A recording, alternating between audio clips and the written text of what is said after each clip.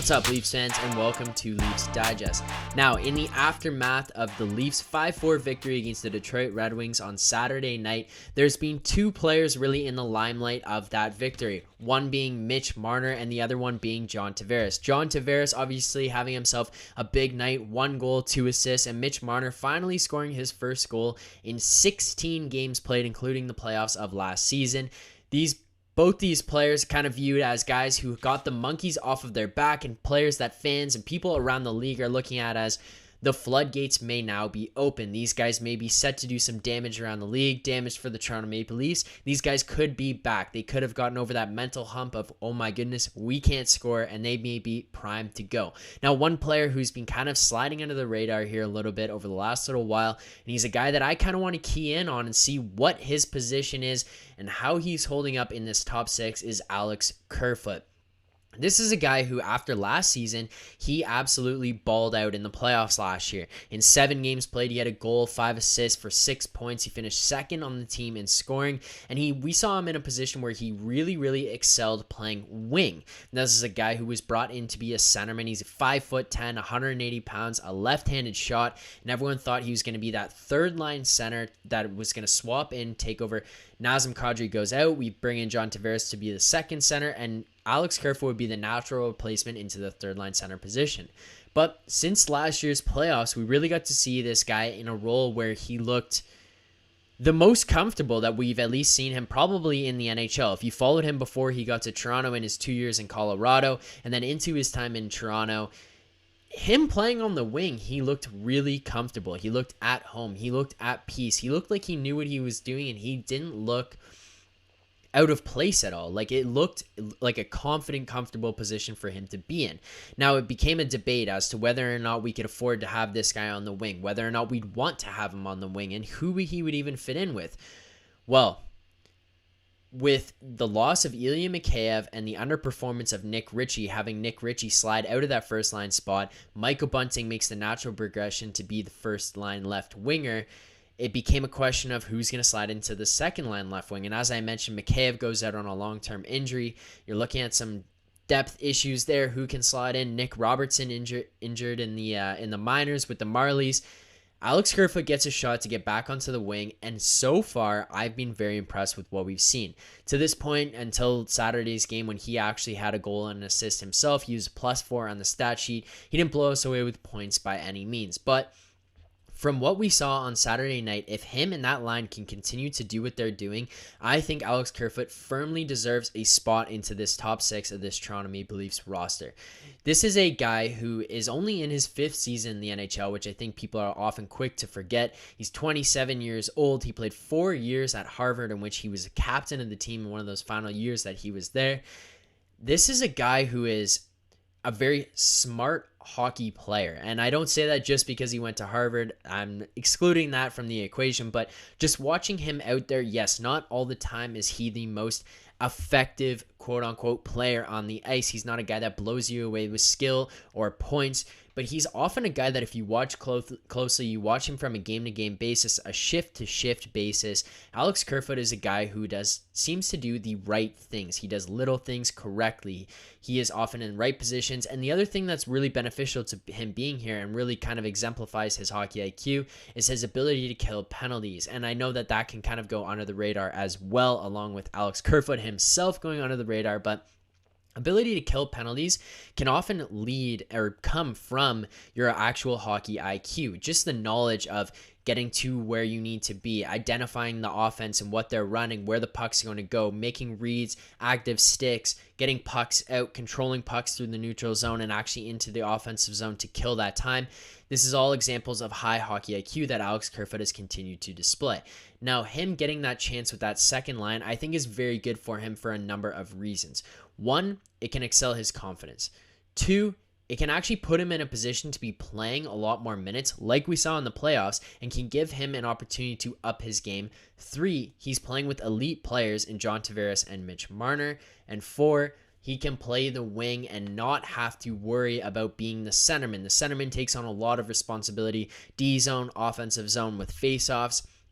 All of those things tie in to create a lot of responsibility for the centerman, and Alex Kerfoot sliding over to the wing can actually alleviate a lot of that pressure from him, where he doesn't have to worry about so many things. He doesn't have to be responsible for so many things. And the best part about it for him is that he's not just being put in a position to be the left winger and have some of those responsibilities and pressure taken off of him, but it's taken off of him by an elite player in John Tavares.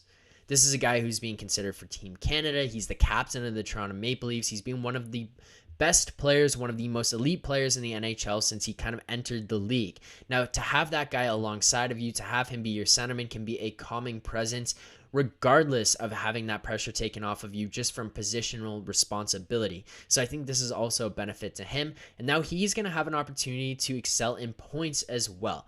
Alex Kerfoot has put up 40 points in his first 2 seasons in the NHL, both with Colorado. He didn't do as well when he came to the Toronto Maple Leafs, kind of slowing down on his progress. His points per game average was dipped a little bit, but that being said, this is a guy who could have easily put up 40 points or more in each of those 2 seasons had they played a full 82-game schedule while he was here in Toronto.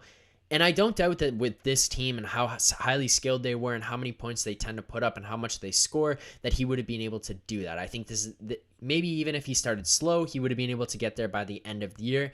And I think Alex Kerfoot would have been sitting here looking at a guy where he's getting 40 plus points a year. And again, the other final part of him being on that line, which I think is good, is that it provides a lot of value to his $3.5 million contract. One of the biggest things that we ragged on this team for, and a lot of fans and the media have as well, is that you can't find guys for $4 million, $4.5 million or less to fit into that top 6, because where's the money going to come from? Oh my God, Alex Kerfoot is on your third line. He's your third line center at $3.5 million.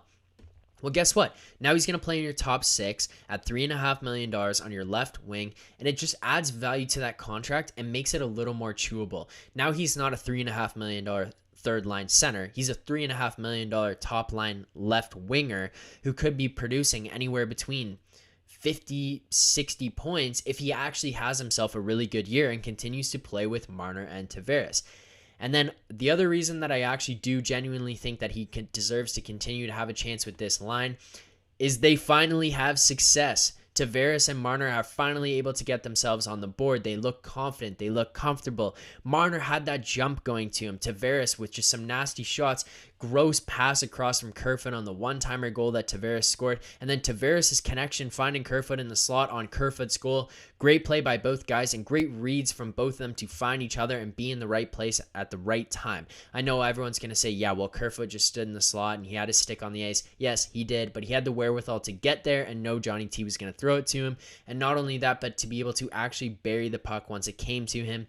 These are all good things to see from the guy, good things to see from that line in general. And I think he's earned himself a spot into this top 6, and he deserves to stay there as things progress. Unless he plays himself out of the top 6, I don't see a situation in which Alex Kerfoot should be coming out of that.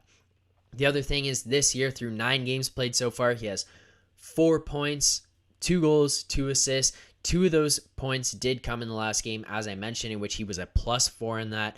But he also has 1 more year on his contract through this one. He ends in 2022, 2023. That's his last season. So he has 1 more after this one. We need to provide some value to this guy's contract while he is here. Whether that be we decide he's a movable piece and he's a guy that we try to get the most out of. The better positions you put him in, if you can show that this is a guy that can play in the top 6, if you show that this is a guy who can get a lot of points playing in a top 6, the more assets we can get from this guy if we do decide to move on from him. Maybe we're looking for picks. Maybe we're looking for cap space. But the better he performs on this team, the better return that we can get for him on the market. And then the other thing is that if we only have a year left of him, we need to milk every point, every goal, every assist, every plus out of him that we can get while he remains here on this team, because regardless of what you think of him, if he plays in the top 6 and he can contribute like this at $3.5 million, that is a valuable contract. Enough on Alex Kerfoot. We got a game coming up tomorrow night against the Vegas Golden Knights. It is going to be an exciting one, but before I go, I want to remind everybody, if you are not subscribed to this channel, make sure you subscribe right now. We are on the road to 2,000 subscribers. It takes absolutely nothing after you like and comment on this video to click that subscribe button. It is one of the easiest things you can do. We appreciate all the support along the way, all this continued support that you guys continue to bring to this channel. But make sure before you go, you subscribe and let us know your opinions. Do you think Alex Kerfoot deserves to be in this top 6? If not, who deserves to be in his place? Should we trade Alex Kerfoot? Should we hang on to Alex Kerfoot? What do you guys think, and how do you feel about Alex Kerfoot and his role on this Toronto Maple Leafs team? Let us know in the comments below, and we will see you guys tomorrow night after the game against the Vegas Golden Knights here in Toronto. Leafs fans, it's going to be an exciting one. Keep believing.